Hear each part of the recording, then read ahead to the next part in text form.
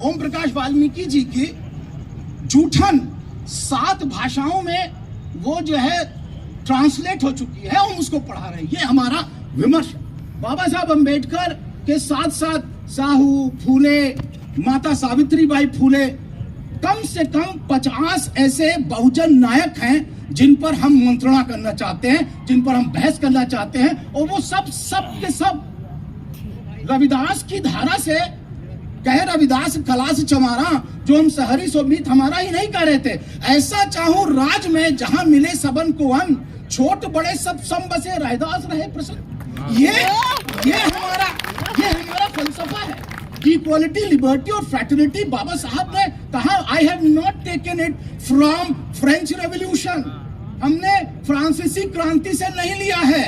जो समता, स्वतंत्रता, बंधुत्व है, I have taken it from my master the Buddha. ये है हमारा फलसफा।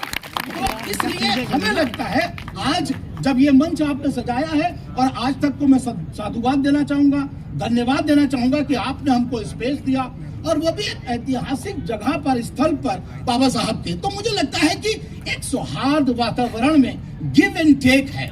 नॉलेज कैन नॉट ग्रो यूनिलियरली, आप एक समानता नहीं, हमेशा से भारतवर्ष में मीमांसाएं लिखी गई और 64 स्कूल्स ऑफ फिलॉसफी हैं, 64, एकवाद, अनेकवाद, उपेक्षवाद, सापेक्षवाद, और यहां तक कि व्याकरण को भी जो है माना गया। तो इसलिए बाबा साहब ने कहा, जब राष्ट्र निर्माण हम काम करेंगे तो हमें विस्मृति का भी काम करना पड़ेगा।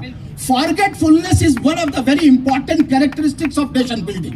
अगर हम नहीं भूलेंगे कि आप वर्चस्ववादी हैं, आप बड़े हैं और हम निम्न हैं, तो ये राष्ट्र नहीं बन सकता मेरे भाई।